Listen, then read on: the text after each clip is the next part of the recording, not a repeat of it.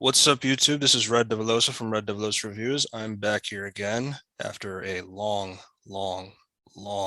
break of my videos. I apologize for that.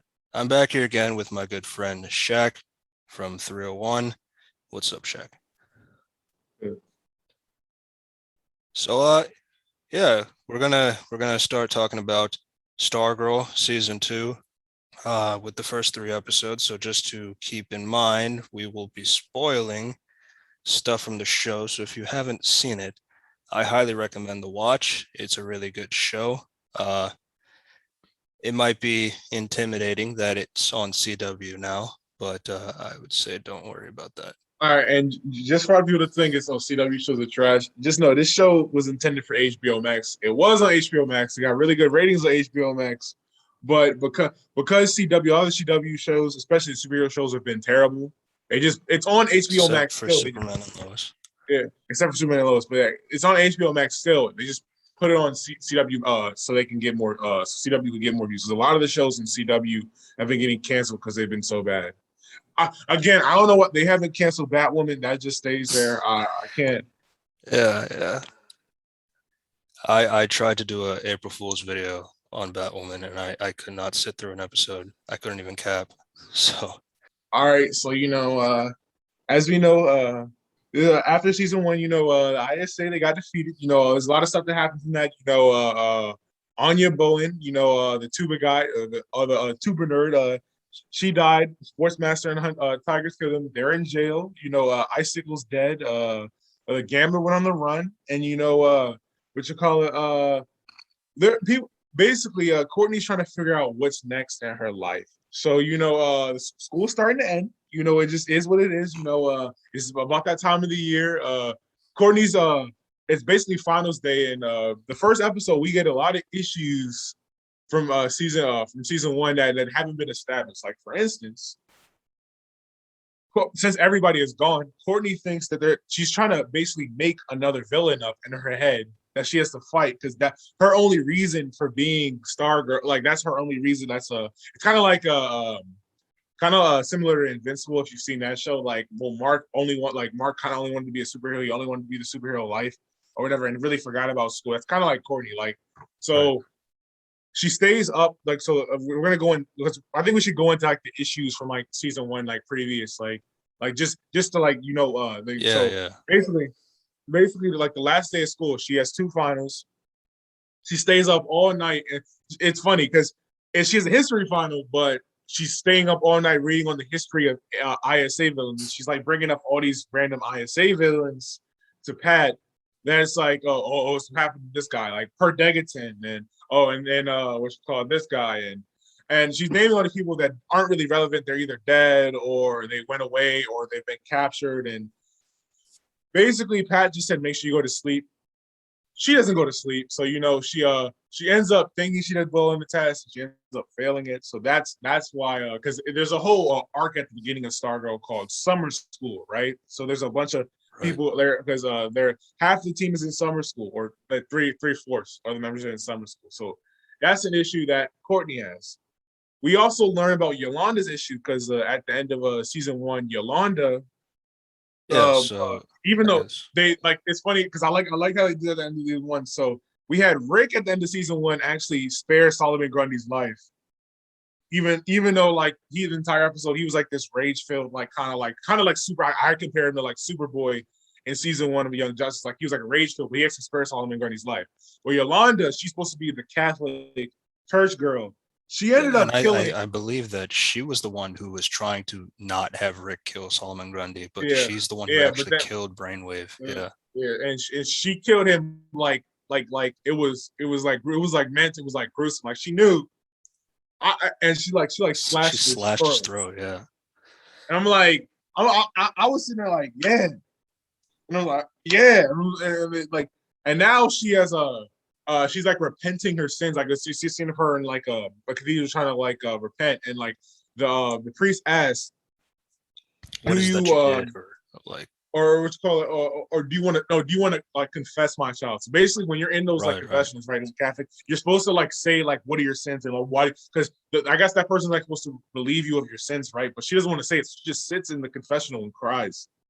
Yeah. And we it's not the first time we've seen like this kind of situation, like, not necessarily crying, but like the whole like Catholic, because I just Daredevil, your favorite, one of your favorite characters, like he's also Catholic, and he like determines whether like that whole thing, like he'll have debates with he's a lawyer, he'll have debates with like the priest or what you call it or whatever, just to like see.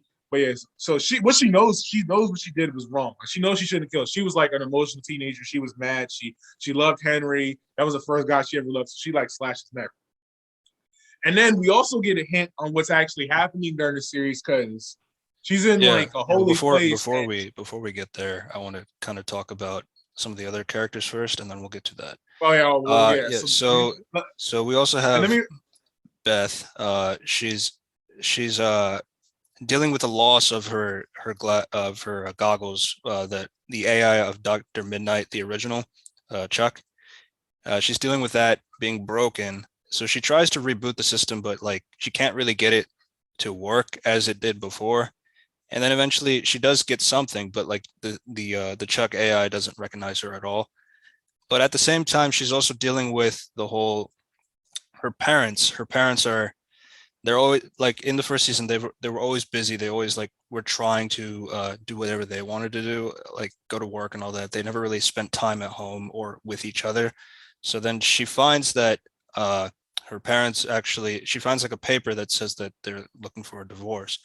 And yeah, and you have that whole thing with like she can't really talk to anybody about it. She can't really talk to Chuck about it because of that. And they kind of come back to it in episode 3. We'll come back to that. But yeah, it's you see like Beth is like dealing with a lot of emotional turmoil with this whole thing. Now, and I knew kind of knew they were setting this up because if you think about it, like in season one, like she was like kind of like a helicopter child. Like she first of all, so they kind of split the group, like so it's like Rick who's like kind of a loner, but he like likes to be a loner. And you have Courtney and Yolanda who are like they became friends first from the Wildcat episodes. So they're like really close. So they talk and like hang out, and they're also in summer school together. We're gonna get into that another reason because Courtney failed, but Yolanda didn't fail. There was some other shit.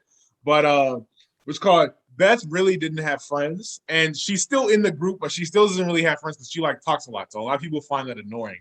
But like right, with the Doctor Midnight AI, that was like her one true friend. Like because as we know in season one, her parents, like you said, their parents worked a lot, and she would do a lot of stuff for her parents, but they wouldn't really give her the same amount of attention. So you would say like they were neglectful. Like yes, she had everything. She see this is a prime example of a child who has basically everything you need, but like not actually everything you need. So like her parents, they're like one of the things. I think his mother's a doctor, his father does something else. So they make good money. They live in a good house. They live in a school system. They're not like abusive, but it's like they don't give her the attention she needs because she like needs like right.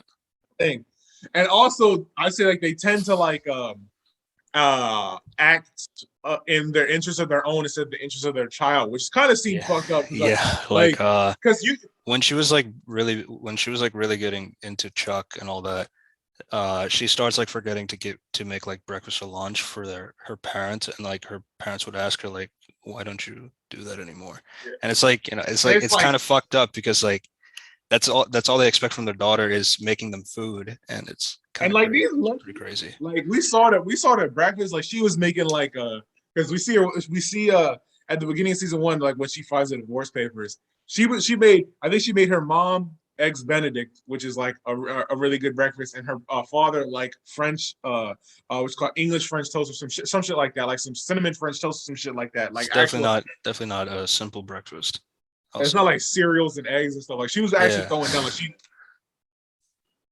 But yeah, so they don't give her attention, so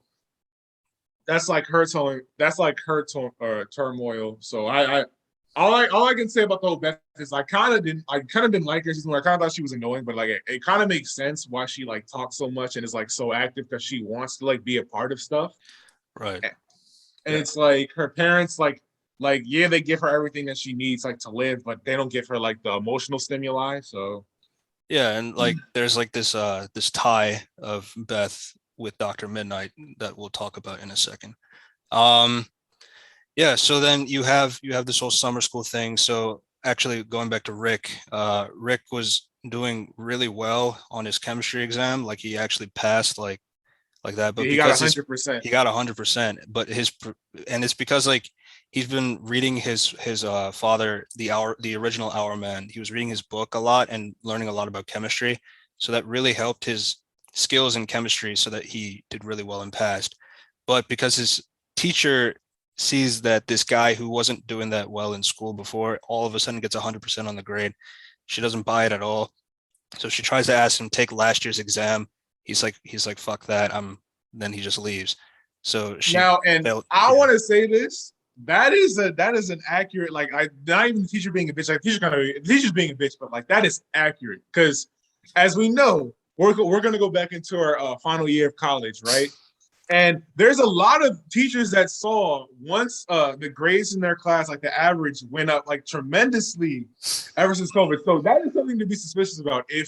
If you're averaging a C in the class and then in the final you get it 100% and you don't show up to class like that because you know he's been fighting like the villains and stuff, that is kind of insane. Now, obviously, he didn't cheat. He actually knows the material, but he can't explain how he knows the material. He can't Right. say like Yeah. my Like I read father is my an dad's book. established, Yeah. yeah, my dad's book, who's an established chemist and a superhero, and like he can't say that. Like, and my dad made Miraculo, and I had to figure out what the Miraculo formula was in order to figure out more about it. He can't say that, but Right. that is an accurate like thing. Obviously, he was in the class. I don't know how he would cheat. He was the only one that got 100, so I don't know how he would cheat with other people there. So yeah, so she wants him to take another test, but like. And I understand his perspective too. He's like, I saved the town. You don't even know it, but now you're making me do this. Like you're kind of fucking me, making me do this over in front, because she said do the just last year's exam, do it in front of me. Like that is kind of, but I understand her concerns. It's like there's no Yeah, I way. understand both sides this of the situation. It is fucked up, but it is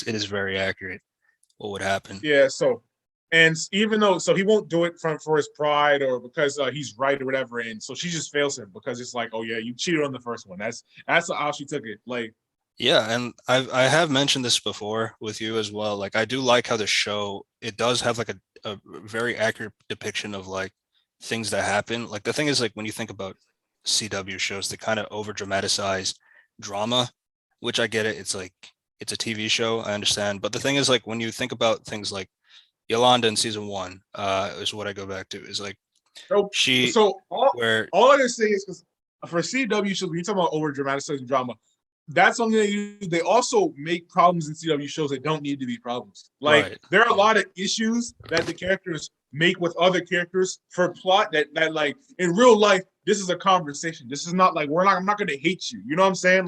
Yeah. Like Now, like like I guess the like you can, if we do bring back Yolanda, for example, like how she well, not accident, she sent a nude to her they got boyfriend, and leaked. then it got leaked, and then her parents, like she was trying to run for class president, she can't get it now, and yeah, everybody gives her the stink eye, everybody calls her a slut. Her parents hate her completely.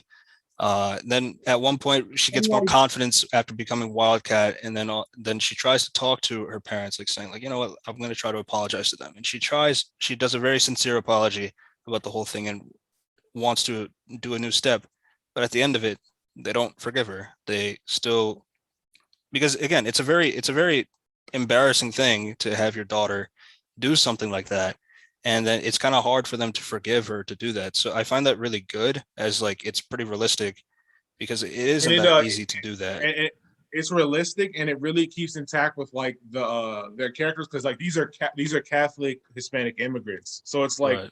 like how they're seen amongst people like against other churchgoers is serious. And I know like my mom was talking about New York, like just an example, but like the preacher's daughter, where it always would be the preacher's daughter who would get pregnant at like 15 or something like that, which is, and like just makes it look like worse, like that. Like that's the fact. Like if you're like the trademark or like the prime immigrant family or whatever, and like oh yeah, my daughter gets really, because Yolanda gets really good grades and like is a thing, and then she just ends up being like she's not a hoe, but that obviously looks hoish. It like it kind of looks, it looks bad on our family. Like it looks bad on how I teach you and how I brought you over here with our culture and values. You know what Right. I'm saying? Yeah. So I yeah, that's like Yeah. an actual issue. Another Yeah. Go issue ahead. like another issue that is like a valid issue is like a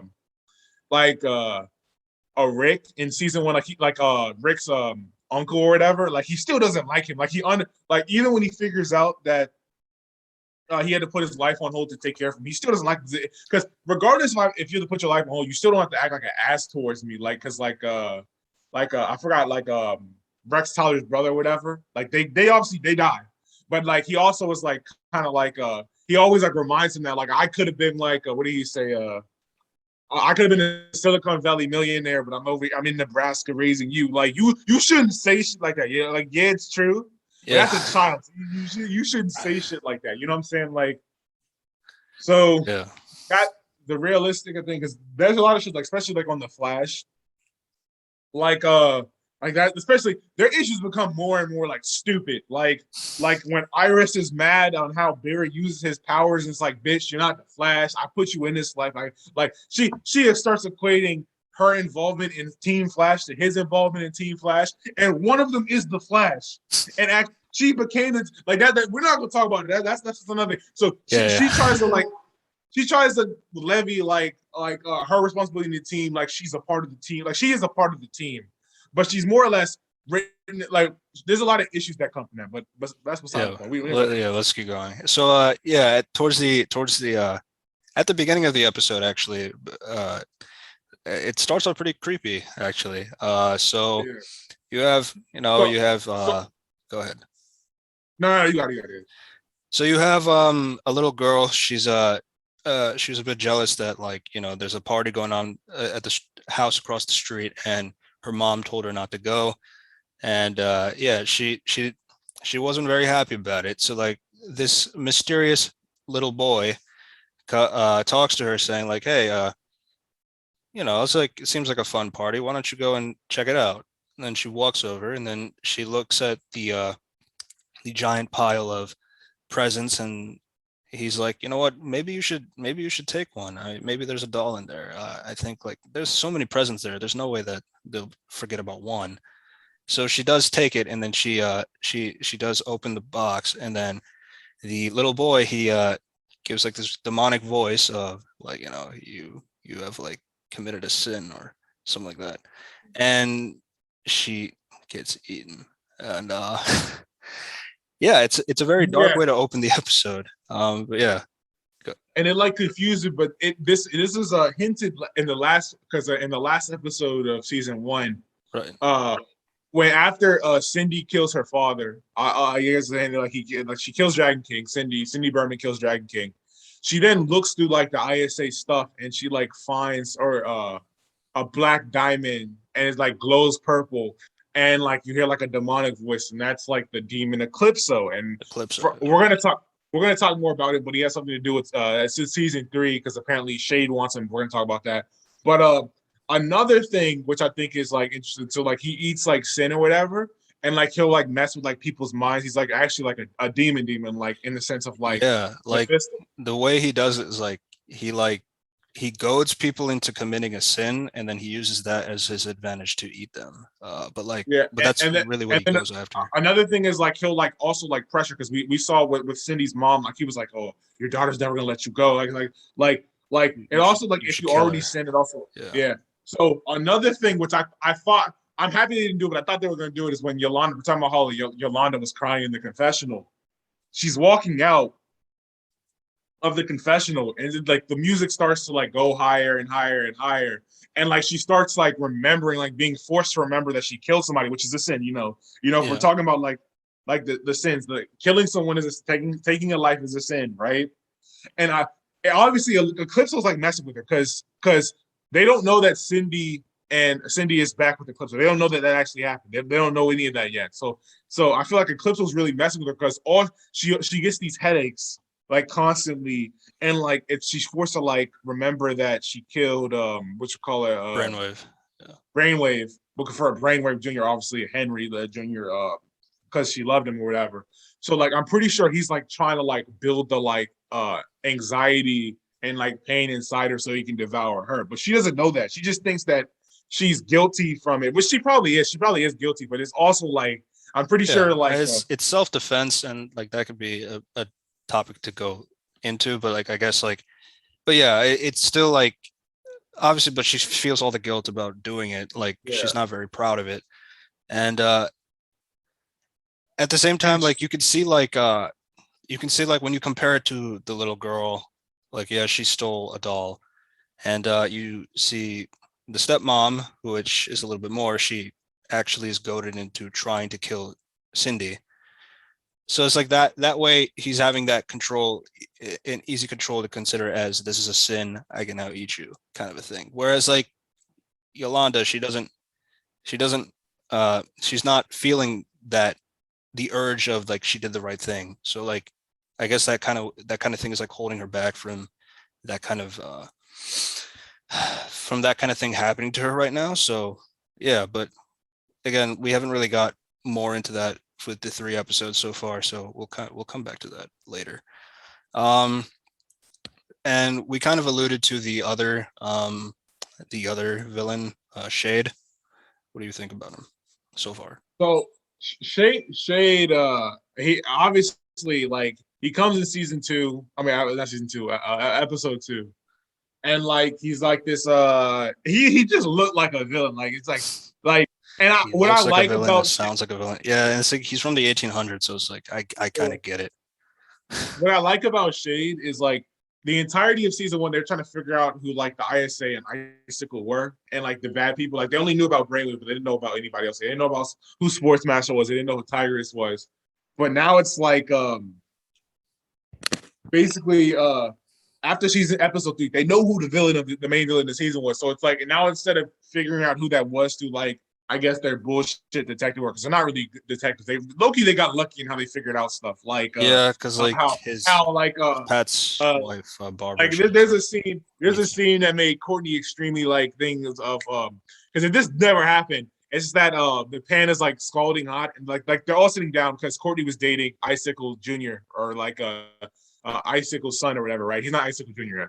But like and they're eating and like they take like a pan out the oven and Courtney takes it out with like a mitt and then like they're like putting it on the plate and like they're like putting the food out. This is like episode 9 or something or 8 or something like that. yeah, And yeah, then what's it called? He's like, oh, pass the food, and like yeah, he's about to pass the yeah. food, and then Courtney's about to hand him like a mitt, but then he just passes it with like no hands, and like obviously that's extremely weird. Like you didn't even have a reaction.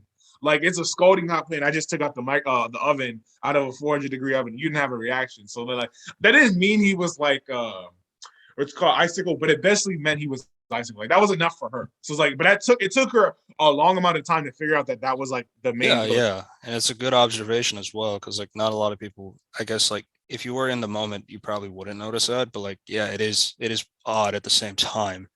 So yeah, like I did like how they took a while to build up the identities of these villains, whereas like here it's a lot quicker, and it's because mainly because like he meets Barbara in her office, and he's kind of acting like a Yeah. villain. Um, And then his whole Well, like his whole business card, it doesn't even have like a cell phone number. It's like yeah. I'll just call And you. he says I'll contact. He says weird shit like I'll contact you. Like it's Nebraska in like in the summer, and it's like this man coming like a top hat and a suit in an old 1920s car. Like this man definitely is not from this time. Like you can't even like you like Yeah, yeah. And another then thing is like yeah, obviously so I think it's like a testament to like how the character how differently Shade is from the ISA. So the ISA want to like control Blue Valley like secretly or whatever and like do the whole mind wipe thing like so when people didn't know or whatever and like that was like the thing to try and Shade actually said it's a really good line as episode 30 he's all like uh Icicle was a maniac. Like the only thing worse than somebody trying to take over the world is a man that's trying to save the world. It's like that's so true because when you save the world, you think you're justified. When you're trying to take over the world, you know you're not justified, but you're still doing it. So that's why I feel like it's different. Like Shade knows he's a bad dude. Like Icicle really believed from like the death of his wife, and like he that really he's thought doing the right thing. Yeah, he's doing the right thing. But Shade knows he's not doing the right thing. That's why he's like. So I think he's more bold with like his moves. So it's like so that's why he can like just show up on Barbara and say, "Yeah, I want this," and like even did some creepy. Like we sort of saw his powers, but like in episode 3 when she's looking through Zarek's old shit, the lights flicker on and off. Her phone battery dies, and like a yeah, hat drops on the floor, and then he just teleports behind her. which is weird. Like he didn't even give a fuck. Like you have to think about it. Like any human being, like you, I closed the door when I came in. I need the door open. How the fuck you end up in here? Like you know what I'm saying? Like that. Right. Yeah. And then like another thing is, I thought she was gonna like be taken or like brainwashed or something after that. He just left. Like he just took Yeah. a box and he just left. Like I'm confused. Like you just not care that like you like, yeah, I'm a villain. I don't care. Like it's kind of like how Shade comes off. Like because Shade always like he said Shade fell out of a favor with the ISA because they had different like their alignments assigned for one time, but now they have different alignments or whatever, or like different like motivations or some shit. So he just doesn't care. So he's like, you can say it's clearly different from Icicle, who tried to keep his identity a secret for as long as possible, especially the barber, because he wanted to fall in love with Barbara again or whatever, or like that's Right. the Yeah. mom. But like Shade just does not give a fuck, which is cool. I like it's a different It's different from the thing. other villains that we've seen. Yeah. Yeah, and I think the actor does really good as well. Presenting himself as like, yeah, he's obviously being a lot more comically evil compared to the other guys, but like, I think that's fine. At the same time, again, you got to remember he's from the 1800s, so like, he's gonna have a different mindset compared to everybody else. Um, yeah, and then Another thing he, we've also, another thing he kept on trying to yeah, say is because they kept on asking you, why are you here, and he's like you like, I'm trying to tell you, you don't want to know. Like he's not even like like out. Another thing is like, so we don't like, I guess gonna try to figure out what his plan is. Like obviously it has something to do with like the demon eclipse or whatever, but like he constantly is saying you don't want to know. Like so instead of Blue Valley's plan, like we knew, like after season episode 8 or 9, we knew kind of what the plan was. I think we're gonna really gonna take a long time to figure out like what Shade's plan is, because it's like he's very mysterious and like how he does things, and like why does he want like Zarek's wand, and why instead of looking for Zarek's wand did he then find the box with the demon, and like so obviously maybe his plan changed. He found the little box with the black diamond or whatever. So yeah, yeah, it's yeah. a pretty. So yeah, after all that, we still haven't really talked about the one of the newcomers at the end of episode 1 is a Green Lantern. She this girl has like a ring. She says she's the daughter of Alan Scott, the other Green Lantern of the original JSA, and yeah, I think that's he was the that's Jade, and he was the first Green Lantern on Earth, right? I think Like so. Yeah, before Hal Jordan. Yeah, but yeah, before yeah. Hal I Jordan think he was was made in 1940. So yeah. yeah. So so yeah, we see Jade. So obviously So first off, uh like just to like kind of set it up, so she goes into the house. She doesn't really know who's in the house, so she's like ready to fight anybody who's in it. So like Stargirl, she like accidentally gets in a fight with her because again, she seems like an intruder. They get in a fight, the and intruder. Another thing is Stargirl's also looking for a fight, because we also the first episode she yeah, again. yeah, So she didn't have that much sleep, and then she sees Artemis Croc look at her a weird way. Even though Artemis Croc is kind of like aggressive, like she's not necessarily like a villain yet. She's not like Tigress too, or whatever. She's not that yet. So yeah, like yeah. she kind of looks at Tigress and like And she just has a assumes hockey that she stick. wants revenge for her Yeah, parents' arrested. even though Yeah, Tigress doesn't know, because Tigers I doesn't know that. guess Yeah, I guess because her parents got arrested, so they didn't tell her that like, oh yeah, Courtney is like a villain. Take over my. That's how she thinks. So she's just looking for villains. So she's like, she takes Artemis's hockey stick and like does like a little sweeping kick with her hockey stick or something. Or so yeah. So she's looking for a villain. So when somebody breaks in your house and it's glowing green, you think that's a villain. You know what I'm saying? Like yeah, that's yeah. They're trying to so it's steal the shoot first. lantern, all that. So yeah, So it's shoot first, ask questions later. So like so they had the little fight, and then the family wakes up, and then they basically stop this shit, and basically that's basically how episode at 1 ends. yeah. It's like I'm the daughter of Green Lantern. Then it cuts. Yeah. yeah. Yeah, and then you get the next episode. She talks more about herself, like how she was the daughter of, and they actually show a little bit of her backstory as well, like how she was at a foster home. She gets like a little box that has a ring in it and a picture of her twin brother, Todd, who is also known as Obsidian. Moving forward, And another hero in the DC universe.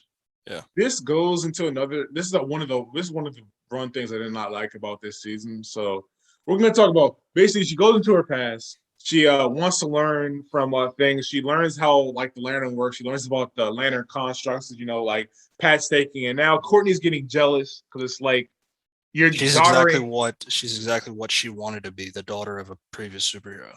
Uh, Yeah, yeah. yeah. Whereas like So Stargirl, she's not actually the daughter of Starman, the original. yeah. And Speaking of Starman, I have something to say about that too. Oh, on, you on, you on, you go to that part first. but like, and another thing is like throughout the episode, it's like Pat is like kind of like fathering her. So it's like you're taking away my like, even though she doesn't like really like to hang out with Pat, but she also like doesn't want Pat to be anywhere else. It's kind of like how Mike was in season one when Mike says like he's my dad, not yours. Like Right. it's kind of like how she did, like because she's teaching her all this stuff and she looks up to Pat and oh you're Stripesy and that's the Red Rocket Racer robot and all this other shit. So like,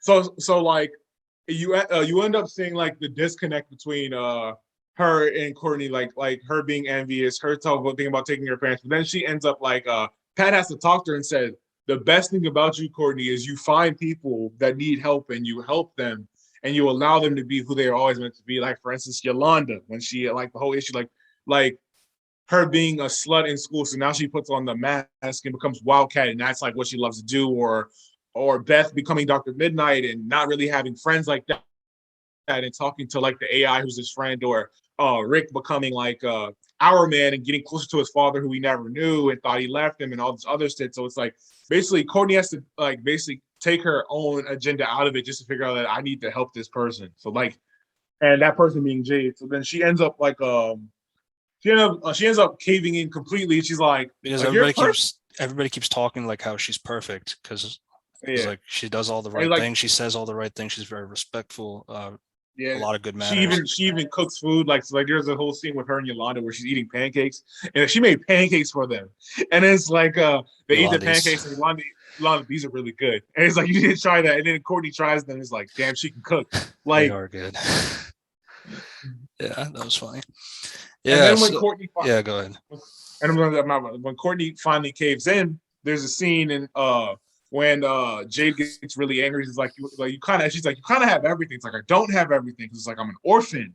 I'm this nice because I have to be in order to survive because I don't have my family anymore. So it's like basically you show like how little Like I how thought, li- and then it's like I thought yeah this ring would help me find my brother, but it yeah doesn't. And then she gets yeah angry, and then the lantern starts to, because the yeah lantern because it is connected to the emotion of affected the the real ring mode. Yeah. holder.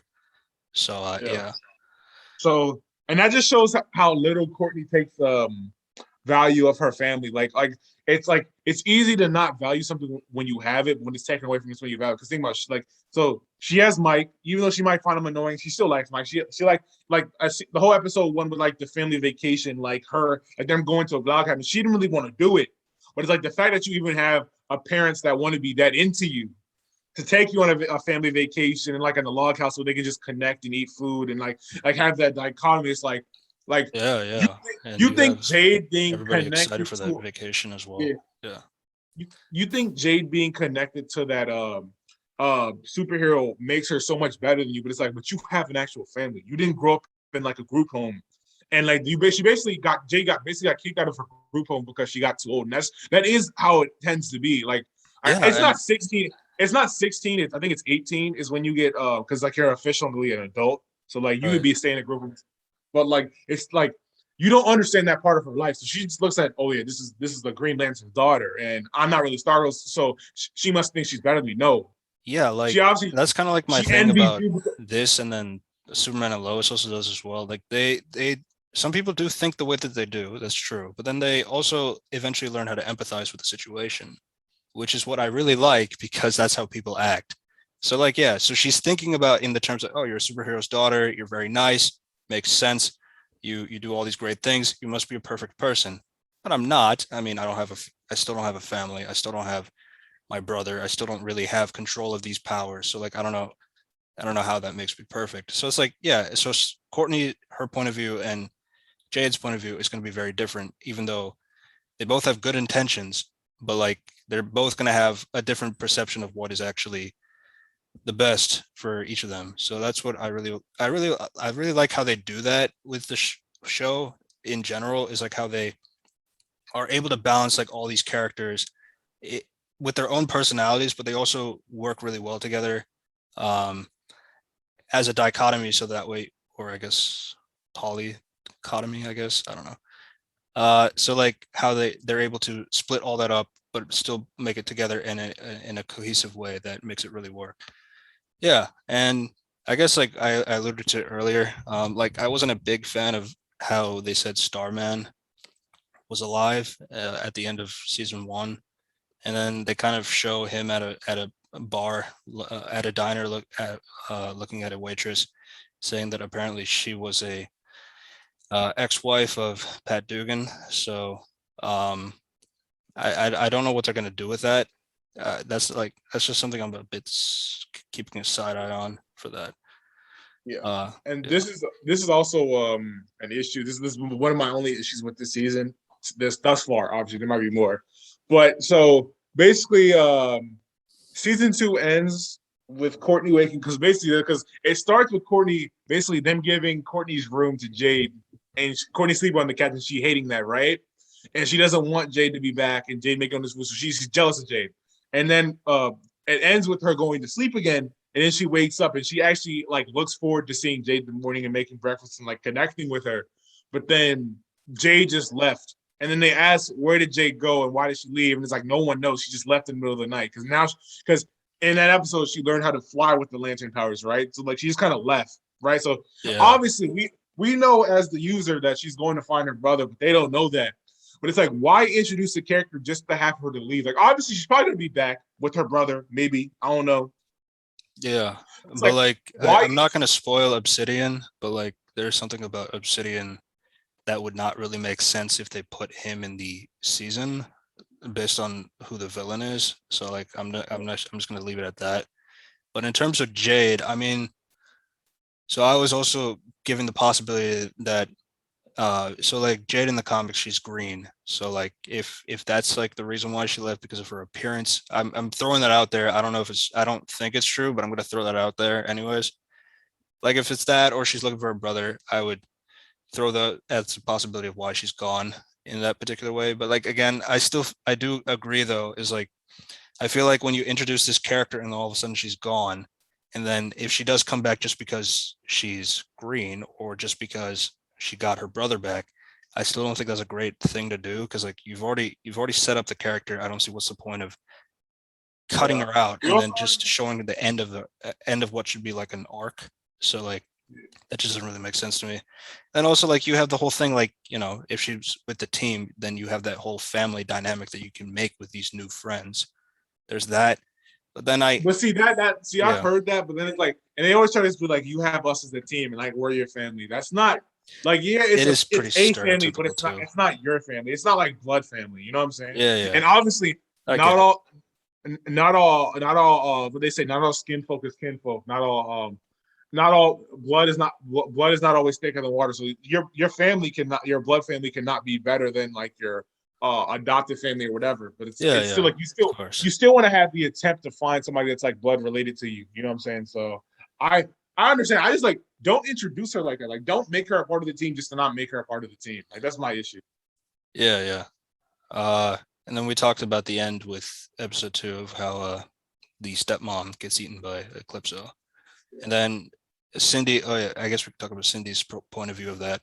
How like she was really terrified that Eclipso took over her body in order to devour her stepmom's soul, I guess, and you know she's trying to say like don't ever do that again, don't ever do that again, and it's like yeah, it's like of course you're in control. I think of But it's like you're that end obviously game like, thing with Thor and Peter Quill, like I'm in charge, of course you are, of course, like that kind but of it's thing. like the whole thing with like Cindy is now she's understanding the like, because in season one she was like she like fought Stargirl and she killed her dad because her, but to be fair, like she really hated her because her dad experimented on her and then also locked her away in like that door for like weeks. So like I understand why you would hate your father at that point, right? Yeah, But and she but even if the mother was like an actor, right? She still took care of her. She still made food for Cindy. She still gave her that cheese plate and wine when she threatened to like hurt her, which is obviously she didn't like her mother, like she said. But it's like you are taking care of me. And it's like so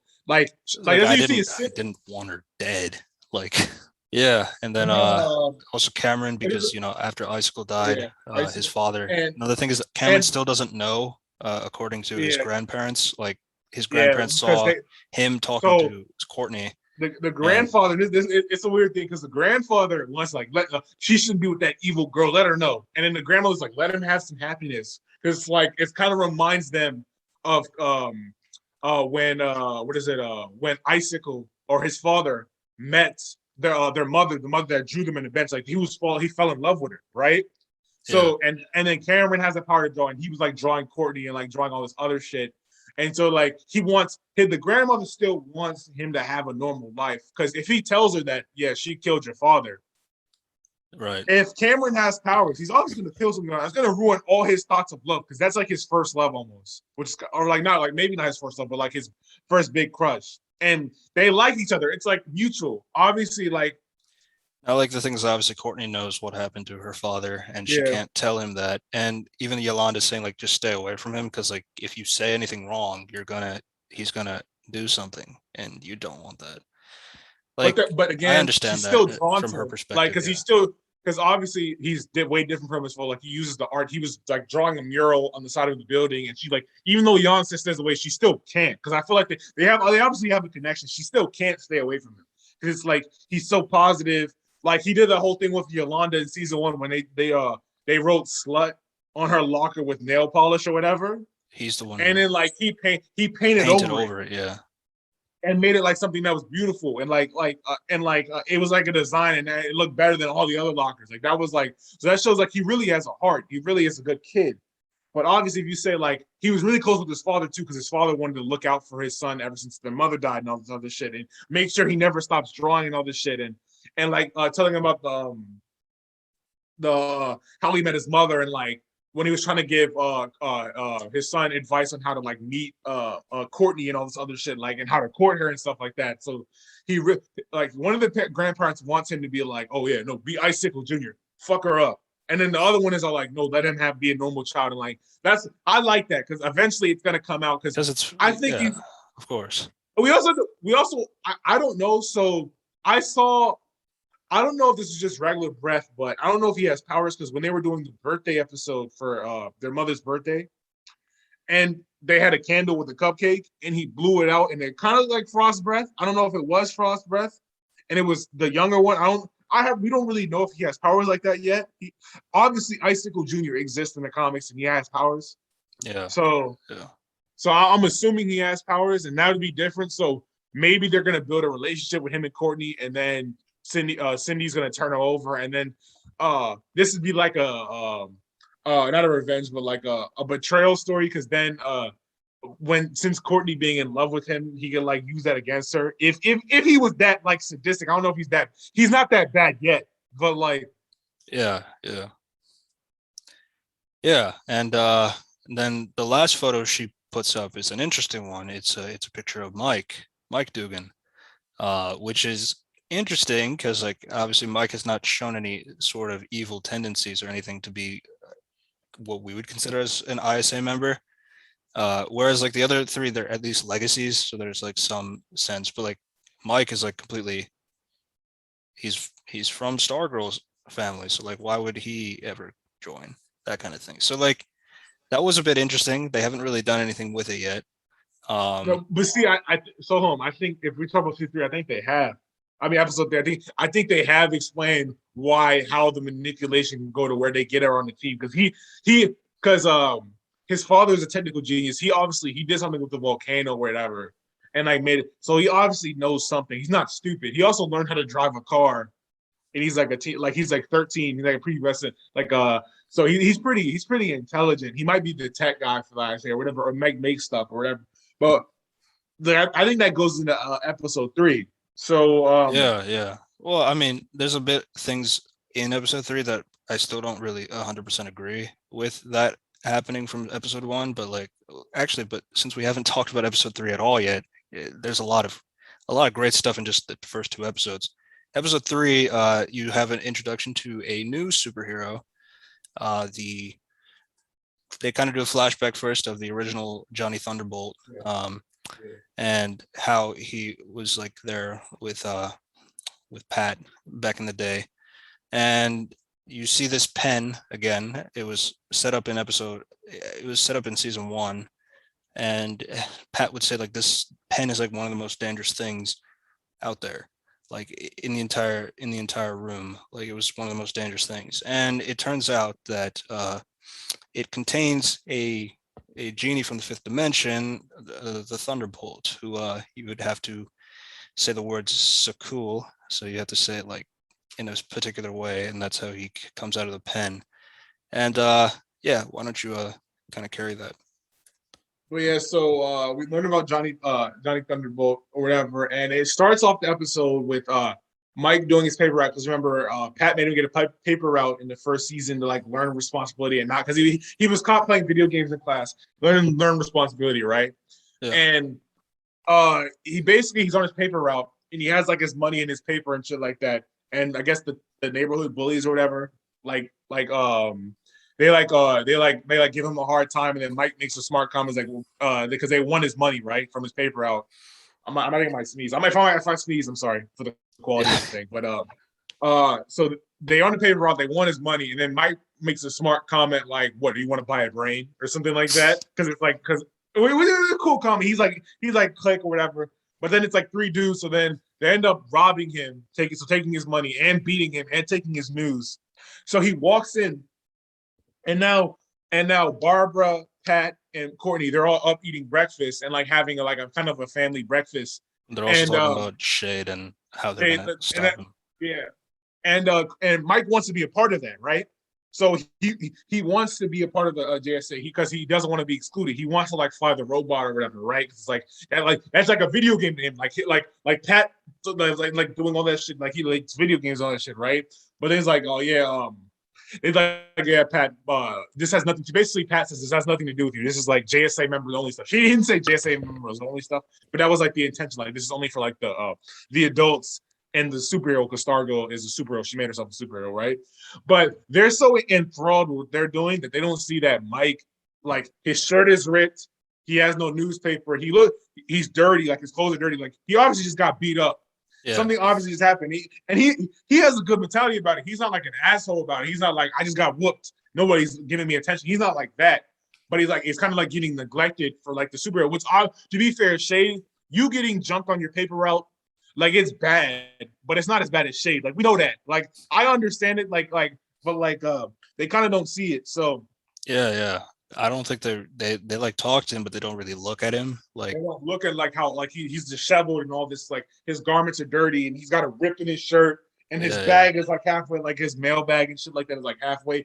Uh, so basically, Mike walks upstairs and he's like mad because nobody like no they're not looking at me. They don't notice me. It's fine. Like I understand that. And then somebody calls him and like, oh, well, we need you to put another house on your paper route, right? And he's like, he doesn't want to do it, whatever.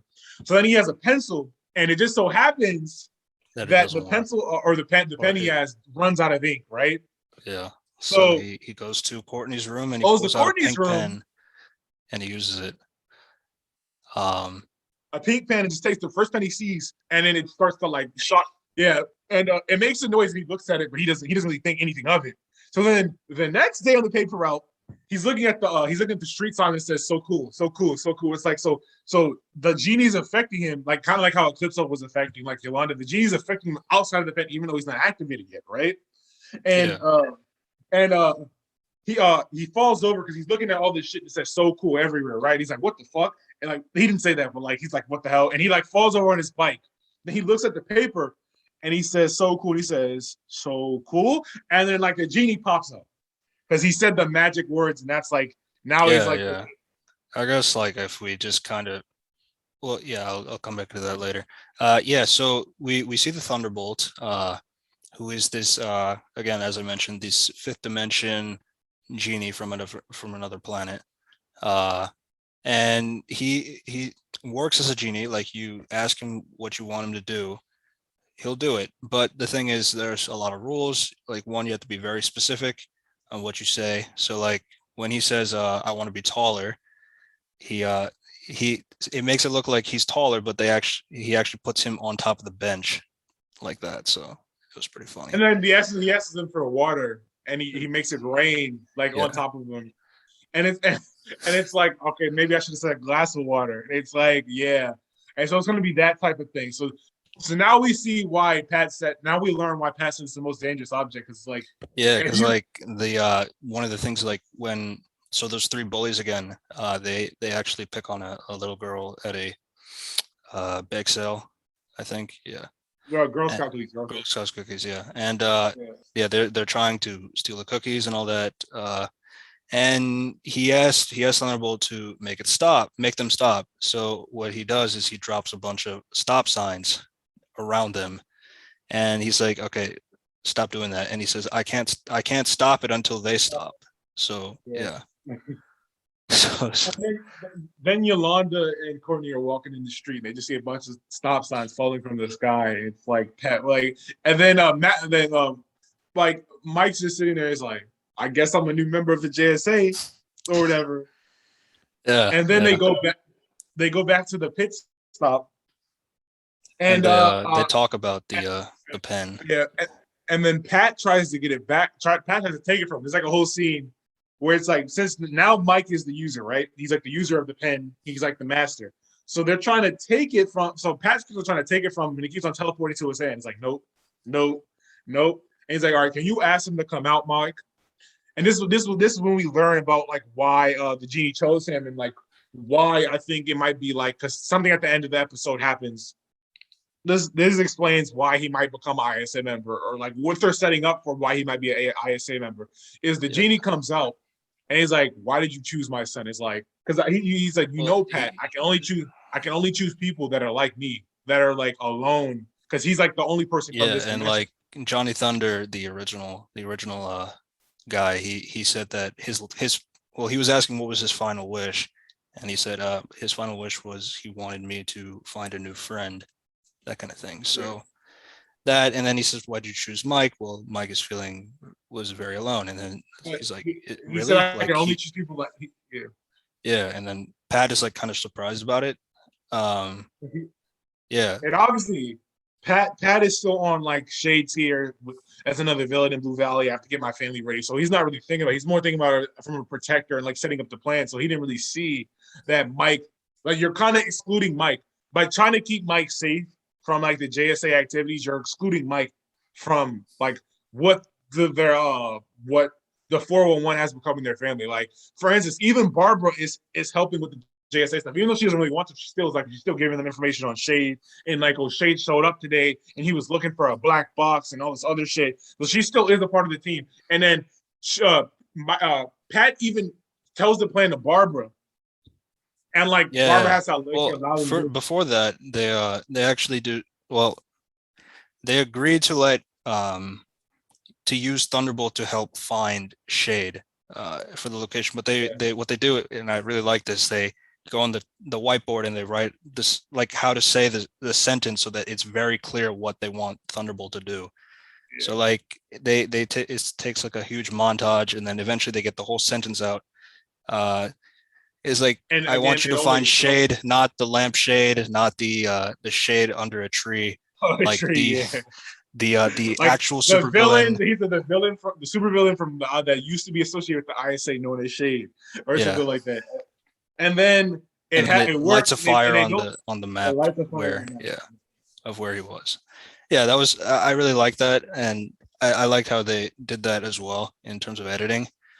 Yeah, so that was pretty cool. And but then obviously, because the part of the deal was you help us find where he is, but you're not going to come and help us, kind of a thing. So he still had to stay at the pit stop, not actually get to fight, which is he which eventually he Well, to be kind of fair, goes. I don't know if he Yeah, knows how to. I don't know if he knows how I to don't know if he fight with the pen does. yet. Yeah, Like, you'd have to like for instance, like he should just have a bunch of phrases on the paper, like I like just for instance, like he should like combat phrases, like phrases like I wish for a weapon to do, I wish for a flamethrower or something, like just a bunch of combat. You know what I'm saying? Like, I just yeah, he doesn't know, he doesn't really, because they're still learning about how to use the pen. So then they go to meet Shane and they're about to learn what he wants to do. right? Because they're about to learn this plan. Obviously, the villain's gonna say it like the villain's gonna describe his elaborate plans of the superhero, and that's All gonna right. be at They the also superhero beach. mentioned that Starman's staff, when he was fighting them before, Starman was able to make him unconscious because of Now, and the staff obviously, itself. I know, yeah, and obviously, I think this is gonna become because Shade's power is all around darkness and shadows. And as you know, if you illuminate the entire room with light, like the star, like the cosmic rod, like it glows bright, like the light's gonna like overshadow the shadows and like blind out the shadows and stuff like that. Like the light that the like it's like the light that swallows the darkness, or the darkness that swallows the light, or the light that shines through the darkness, like that type of stuff. So that's what since the star, its beam is like it glows and it actually emits a light like its beam. It's probably like because it's probably like it's because I don't think it's energy based because there's gonna be something up when the genie tries to fight Shade because the genie is purple and not necessarily like pure light or whatever. It's like Shade's able to restrain the genie and stuff like that, and it Yeah, actually bring it went back back. to the pen. Yeah. Well, I feel like it has to be like light, so you need light to beat the Shade, which is how I don't know in Young Justice they did that when we're not gonna talk about season 3, but Shade was trying to kill Brion in the darkness, like basically because you can't breathe in the darkness. Only Shade can breathe in the darkness. So he was like trying to swallow him up in the darkness, and Halo turned into White Halo, and she did like a light blast and like almost fried him because she basically became a sun. And if you know anything about being close to a sun, it's like there's no like darkness anywhere. So he almost burned up alive, right? So basically, Mike ends up fucking up the whole situation. Or I don't even know if he fucked it up because I don't even think Shade was gonna really give them information they wanted, and he was still gonna be he's. But yeah, so he attacks Shade. He says, "I want you to." He's like, he comes in. He has like a mic. He's like, Yeah, "I because want you like to." He says, also right. Even Courtney "Here you mentioned go." like I don't even if Mike wasn't there, like I don't think he was already like many steps ahead of us anyway. So like I don't like she was trying. Yeah, obviously like don't blame Mike so much. It was like it's like I fucked up the first time too, and I get it. It's like older sister. You kind of have that kind of feeling. You don't want your sibling to take all the blame, I guess. And yeah, it's like don't be so hard on him. But like obviously it was very dangerous for him to do that, and Pat's gonna say that. Especially because like And at least then everybody even else. but then like you even have like Mike kind of talk about it as well. It's like it's like I really fucked up. Like I really did it wrong, and I wish this pen would go to someone else who's more worthy. Then the pen disappears from his hand. And he did, Yeah. and that's why I think they're setting it up because Mike, the stuff is still gonna happen. So the Yeah. season 4, Now, they're like still looking at it. my whole thing about that though is like, because Pat does talk to his wife about what Thunderbolt said about him, like how he was feeling very alone.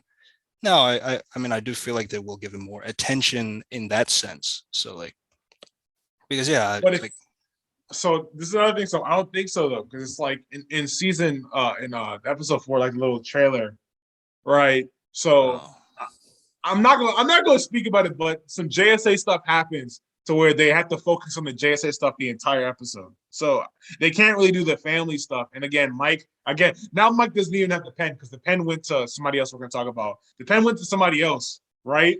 So he doesn't even have the pen, so he can't even be in the vicinity. And we see him like basically Tigress and Huntress, they escape jail. And then because that happens in the comics, they escape jail and they come back and it's like basically they're not bad now, but they want to see their daughter play football and stuff like so basically they're bad parents, but they're like but they're good parents because like they still want to support their daughter, right? So like there's a whole yeah. thing. So that entire episode is probably gonna be around like because as we know, like we uh since Mike doesn't have like any powers or he doesn't have the pen anymore, he doesn't have anything. Mike he's definitely going to be like protected from the JSA, not to mention Shade, and then not now Tigress and Huntress, not Tiger, Huntress, same shit. Yeah. Tigress and Yeah. Sportsmaster, like they're definitely going to try to keep him away. So I think they're gonna So like my whole thing because is like my logic is because like Barbara even has the line like it's like we're still part of the team. I just don't have a superhero name or a costume or anything like that. I don't have powers, but I still feel like I'm part of the team. So it's like I do have like at least like Barbara can sympathize with Mike with that situation. Again, like it depends on what they do with it because like again she doesn't have powers, but she's still his mom at the end of the day. So I don't. It depends on what they do So, with it. but the thing is, I think what they're gonna do is the thing is, Mike. So you're a part of the team, but you don't have authority. So that's the whole thing. So this is the whole thing. When you're talking about being a part of a team, it depends on like your authority. So think about it. So even so, Barbara can just say, "Courtney, don't do this shit. I'm mom." You feel me? Like, and Pat is the lead. Like Pat has all the experience. So like they all add something to it because Barbara has veto power because they all listen to her because like that's mom and dad wants to and dad obviously wants to be in a relationship with mom, so he has to listen to mom, right? So like there was a whole issue in season one where it's like she took Courtney away from Pat and like don't touch the staff anymore. There was that whole shit. Like so she has veto power. That is a level of authority. So technically, even though she doesn't have a power, she still can say if she says Courtney don't go out and fight that villain, she has to listen because that's mom. You're still a child. You know what I'm saying? And Yeah, and Pat has to reinforce that because that's her husband husband. and wife. Yeah. Yeah, and then Pat has all the experience. So even though he doesn't have a power, he still has the suit, and he has all the experience from being an actual superhero. And then everybody has powers. So Mike doesn't really have any of that. So Mike can give his opinion on stuff and how you should do stuff, but he can't say like, oh, I want to go out there because it's like you're still a kid. So he doesn't really have any authority in what they do.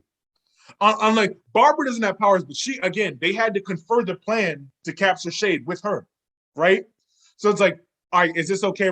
So she said, go by the plan one more time, and then it's like, all right, so I as an acceptable plan because I guarantee you, so obviously if Barbara says that's not a good plan, they might Pat might say don't do it, but I feel like Courtney would still do it. So we still would have plot because Courtney's gonna like always want to be a superhero. But it's like I feel like because she has the opportunity to make choices that affect the outcome of the group. Mike doesn't really have that because he's the youngest and he doesn't have any powers. So Yeah. that's why I feel like so even though they're gonna be still thinking about him, he's still gonna get excluded. Because think about it, as the episodes get more intense and more intense and more intense, like with more action and shit, like because we've kind of been kind of slim on action, if you think about it. Like as they So get more far, intense yeah. and more intense, you can't have Mike there. Like he's just like first of all, he's not an adult. So second of all, now he doesn't have powers. You just can't have. He's gonna be a liability on the battlefield. That's why I feel like um because he doesn't have any authority in the group. I feel like that's what's gonna keep him. It's gonna section him off from the group, and that's why Cindy's gonna try to turn him. Now I don't think he's actually gonna turn to like the ISA. I don't think that's gonna happen at all, right? No, Because he still is a good kid. He because still the thing wants to is, like, help. I can't really base him because I don't think he's a comic character. Like, I don't think he has like a thing. So like, I can't really know where they're going with it. But I'm just saying, like, based on what I've seen from season one and season two, I can't really see that happening. There might be temptations, but I can't really say he would do it. That's Yeah. my thing about that. Again, it's really early in the season. There's like 13 episodes this time. Yeah, yeah. I guess like Jakeem Thunder. Yeah. He's He is also another user of the Thunderbolt. yeah. Um, so they didn't really get to they said his name earlier, but they never really got to show him. So this is like the first time we actually seen him. He's like playing a video game on his computer. His Yeah. sister calls him a loser. He says they said their parents believe he's a loser too. Then once she closes the door, he's like, I probably am a loser. And and then the pen magically comes up, and then I think that's where well, and then you see Shade with the box at the end. Yeah. And he's like on top of the tower, like looking over the world, like trying to like I don't know. He's obviously trying to figure out where the shit is, but like Oh, right. And then also uh Beth talks to Rick about the her parents being divorced, and then all of a sudden the Chuck the goggles they tell him that Eclipso is around. she's only came up to him about the divorce thing, and they did that whole thing when they're trying to figure out his journal, like they worked together working on his journal, and then the whole shit with when um uh when he was angry and wanted to go after Sydney, she like had to talk him off a cliff. So I think they're gonna balance each other out because he's so like aggressive, and like even in that thing when they're about to But go fight the and then just to counter that a little bit, like you even see earlier in the episodes, like how he's feeding Solomon Grundy yeah. in the forest with pizza and Yeah, so she's in buckets of like chicken. because she's like a caretaker, and I think that's what she got from like she's a character because she feeds them. She feeds her parents and all that stuff. She's like really nurturing. So I feel like she's getting some of that from him because when he was trying to kill Solomon Grundy, she's trying to talk him so she wouldn't kill him, right? And they all were, but she also was. So I feel like they're learning from each other. And then we even see another side of Beth, which I thought was cool, when she figures out that Dr. Midnight was killed by the Shade Yeah, or yeah. whatever. I wanted to come back to that. Yeah. And she basically wants smoke because that's how I think it's paroling because or not paroling but not I don't know what it's called but it's like when it flips or like 180s. So because in season one when Rick figured out that Solomon Grundy killed his parents, he only wanted blood. He only wanted smoke. He was on extreme Black Force energy. Like that's all he wanted to do. But Beth was like, stay calm, stay this, stay that. She's like we have to think about it. We have to do this and that. But now when we figure out that Dr. Midnight, who she's and Dr. Midnight's obviously AI, that's who she made like a relationship with, was killed by the Shade. She wants smoke with the Shade. Yeah, yeah. Even But though she's not related to he's the the only JSA member that doesn't have justice yet. So yeah. And yeah, but even though you're not responsible, like obviously I can understand Brick being really because that's his parents and he kind of was a neglectful uncle. But she's getting some of that fire. Now obviously in the comics, Dr. Midnight, the goggles, they predict movements. It's kind of like how precognition, like of sorts. So like she doesn't know how to fight yet. But yeah, in the comics, I looked up the goggles will like predict the movements like 65% chance of a right upper hook or a right hook or something like that. So it's like she'll like fight based off of like the she'll fight based off of the goggles predictions. Now obviously she's to get the goggles working again, but when they find they're gonna get eventually they're gonna get working. She's gonna be yeah. able to Because I know like they really fight. wanted Thunderbolt to make the goggles work itself. Yeah. Yeah, but obviously that I mean Jakeem could technically do it later. We Yeah. won't, we'll have to wait and see for And that part. and so another thing, so I kind of spoiled myself, but I looked at him. He's Jade has 2 episodes, he has 3. So he already has one appearance. That was in season episode 4. So I feel like or episode 3. So I feel like he's in 2 more episodes, Jakeem. So Hmm. so Yeah, so so, so yeah, we'll have to see. And I guess I wanted to point this other thing out because I think it is pretty important. Like I think the CGI for the show is okay at best. I mean, like it's not gonna have the best quality. It doesn't have that much money. And my thing is like at least there's good writing around it, so that way it's like tolerable. Because like when you go to the Flash, it's like it's bad writing and bad CGI. Um, so there's like that. Now I mean I've always said like just cancel these other CW shows, just give the money to Superman and Lois and Stargirl, Thunderbolt and the Shade, like the Shadow stuff. Like they didn't look that great, but again I can't really fault them because they don't have the money to do that. But again, at the same time, at least the writing is helping to look past that. But yeah, it's like if you do I will cancel these say CW shows, just give them the money. the the staff with the wire work, that doesn't look terrible. Like the staff with the wire actually looks kind of good. Like when Courtney's fighting with the staff, she's doing the acrobatic stuff with it. Like that looks fine. I But think then, so. Yeah. but obviously, like Solomon Grundy basically looks CGI as fuck. Like that's the Eclipso. Like the makeup artist for Eclipso is like, I guess it's okay, but it's still like whatever. The Yeah. genie kind of the genie I looked at pictures of the genie. The genie was like similar, but it's like again, it's like fake. Like And then you the need Green like Lantern stuff yeah too. Yeah. They yeah. just don't have the money Uh, in it. I yeah. understand. Now, obviously, we don't talk about this movie, but the Green Lantern with Ryan Reynolds, those effects were really good. Like even though it was a terrible movie, like those effects were good. Those No. effects were good. All right. Yeah. Yeah. Those effects were. You might hate the movie, but the effects were No, good. That was like I was 2011. thinking like in terms of effects. The movie, like no. It's Yeah. terrible. The movie's terrible. Yeah. Yeah. So that was Stargirl episodes 1, 2, and 3. It was a pretty long discussion, but yeah, there's a lot of content too, a lot of good stuff. I think we had a few issues here and there. I guess another issue I do want to point out is like how in episode 1, uh, the one of the mechanic guys just walks into Yeah. Stripe's robot, He says, "Don't go there." and he says don't go there, but he never locks it. That was kind of ridiculous to me. I mean, so You he made a just thinks good it's a point, robot project, so it's like not really serious. And then he helps him. He gives and him a you made a good flamethrower. point, Yeah, and you made a good point. You said that after what happened in season one when Sportsmaster just broke in too. Like yeah, you think that he put a lock or like a keypad or something on the door. yeah, yeah, yeah. That was like I get that was like I think the weirdest thing altogether because I think Pat would have done that. Um, I mean, I guess at least he's not sharing the robot to other people. I mean, that's all I can say. Which it's very lucky at the same time, if that makes sense. But yeah, so that's that's Stargirl episode 1, 2, and 3 for season 2. We're enjoying it. Pretty much. I think it's really solid so far. And yeah, Shaq, any final words?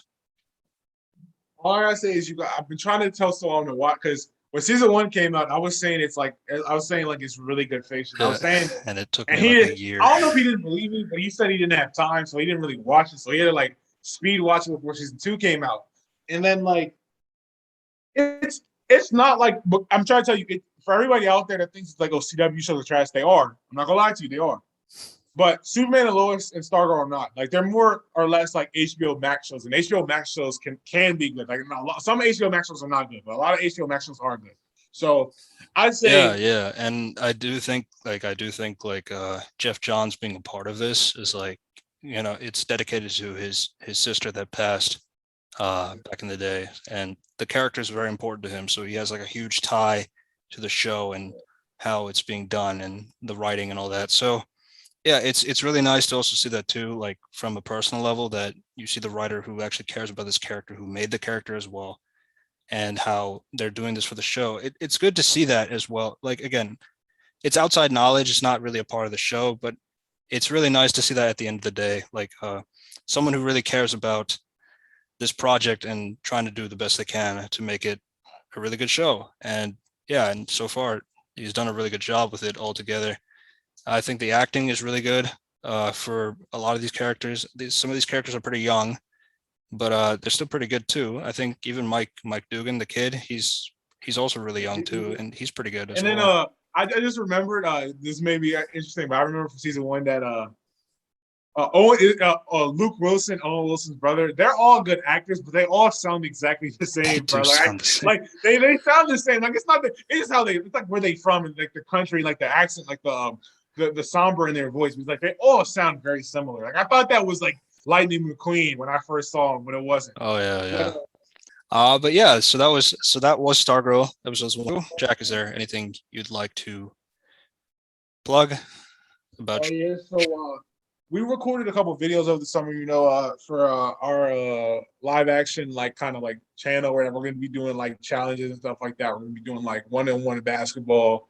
We're supposed to do a pie in the face, but like we're doing a song challenge where it's like you finish the song and if you don't, you get hit with the pie in the face. I think we're doing that this weekend, or we're supposed to do that. It depends if we meet again, but like we're having a channel. It's called the 301. So just look out for the 301. We already have a reaction channel up called the 301 Reacts. So if you want to sub to that channel, it's called 301 Reacts. Links will So be in yeah, the description down below. And yeah, good. And so this will be a video for now. I can't really promise on another video coming yeah, soon. all right. I got to do Now I got as the school. like last year of college. We really gotta pay attention for that. So I hope you understand. If you like reviews and opinions on movies, comics, TV shows, video games, if you like my fan cast videos, be sure to click subscribe and click the bell for notifications for more future videos.